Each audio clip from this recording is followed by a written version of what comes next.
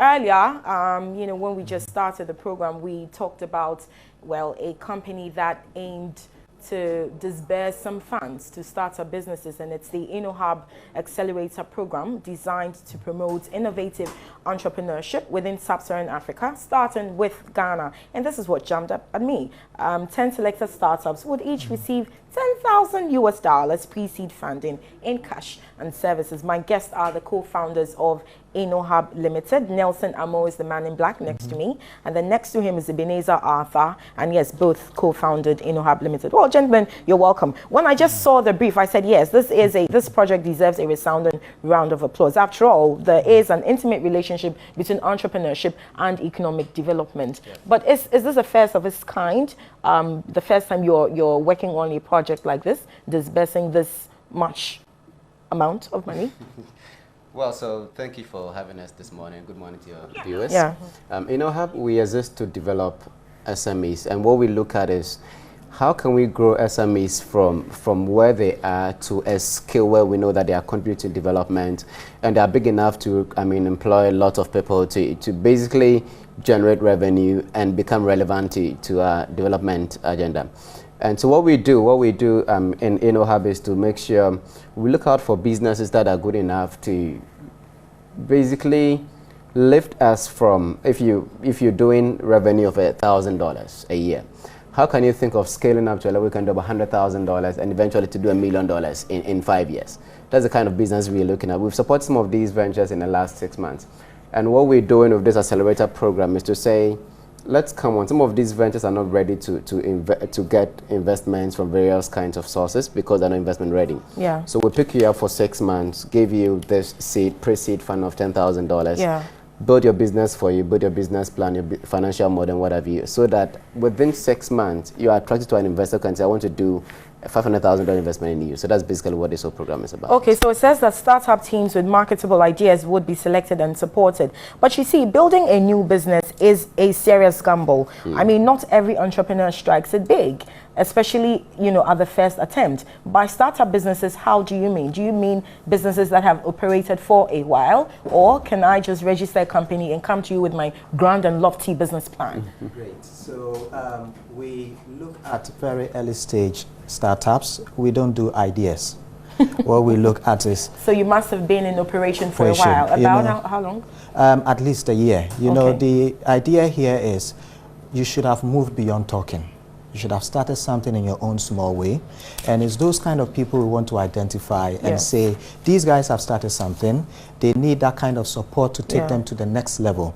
So first and foremost, you should have started. You should have some customers to show that your product is something people are willing to use, and you should have some revenues. It doesn't have to be much, but you need to demonstrate that people are happy to pay for your services. So, not to deter you, I promise, I don't mean to do that, but aren't there any drawbacks, to cultivating entrepreneurs or entrepreneurship? That's to say, isn't there a cap to say the number of entrepreneurs, a society should have? I ask because in Italy, in the past, Italy has experienced the negative impacts of high levels of self-employment. Just no personnel to feed public sector. Have you thought about this? Well, so currently we have... we're not that close we have Ghana. About 48% of Ghanaian youth being unemployed, according to recent World Bank research. So we're nowhere near thinking, hey, let's stop building entrepreneurs. We need to drive the economy on SMEs. And if you look at advanced economies, you have over 70% of their GDP coming from SMEs, but here's a reverse. So we have a lot more work to do in that space to develop more of these entrepreneurs and SMEs. But the risk of entrepreneurship also are quite high. Businesses do fail. Even those that have been in existence for decades just dissipate overnight. How involved are you in the process from when you disburse the funds, the $10,000 for instance? How involved are you in monitoring, in evaluating? How involved are you in the process from there? So that's the essence of what we call an accelerator program. The program is such that it's structured. So for the 6 months, when we identify these entrepreneurs and we bring them on board, throughout the period, you have sessions where you get them to think deeply about their business, to even understand their business model.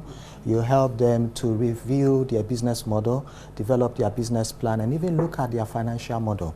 These are things that we do both classroom-based, we do some as workshops, and some they do on the field. Okay. We also bring in other experts to advise them. Still, how involved are you? You see, because I think that giving someone who never dreamt of receiving such an amount of money to, you know, to grow his or her business could be overwhelming. And I know in business you take decisions with a clear head. So this excitement could actually make someone derail, of course. So that is where I'm coming to. So once we help you with the financial model, we actually help you develop a cash management plan. And we also help you install an ERP system, put in place the right accounting systems and policies. So we just don't give you the cash and say, go and spend it. I admire your, what's the word, magnanimity, your generosity, your generous heart. But I don't suppose it's only with a generous heart you're doing this. What's in it for you? So we are in for business as well. Okay. The idea here is we believe in doing good and doing well. We need to help our startups to grow. From that good. Exactly. Yes. So you realize how difficult it is for most SMEs and startups to even raise money from the banks because they are not really ready. And also, I mean, in Ghana, treasury bills are quite high. So it's quite difficult to source these kind of monies, especially when you source them locally. So you need to give the people who invest some incentive. So over here, when we give these startups this money, we take some equity stake in them, about 15%, and we make sure that they are responsible and accountable. They don't just take the money and go away, but they run these businesses professionally. Okay, so that people put their money in. So let's see how you know, a business can you know, stand to be a beneficiary. Well, so first of all, you need to ask yourself, where have you been? So if you just began your business in the last 1 month and you don't have much to show, you don't even qualify to apply. So you've been around for about a year or longer. And it's not just about being there, but you have something to show. We have lots of businesses who have been around for 3-4 years, but don't have any records to show, records of sales, of revenue, of customers, nothing to show. So if you can show something that this is what I've been doing, and for us, we look at 2 key things. Your potential. I have to go now. I'd rather you, for instance, gave me your website. If you, I'm sure you have one, and then, you know, just see how people can contact you, because I have to go. All right. So you can. We have our website, that's innohub.com.gh. You can send us an email, connect@innohub.com.gh, or on Facebook, just InnoHub Limited. You can find us on this platform. So. Thank you very much. Nelson Amo and Ebenezer Arthur co-founded InnoHub Limited. They're looking to disburse some 10,000 US dollars for startup businesses. And so I will announce it's hub.com.gh. It's in innohub.com.gh. That's the website. Yes. Otherwise, you can send them an email via connect@innohub.com.gh. Thank you very much, gentlemen. You're watching NewDay.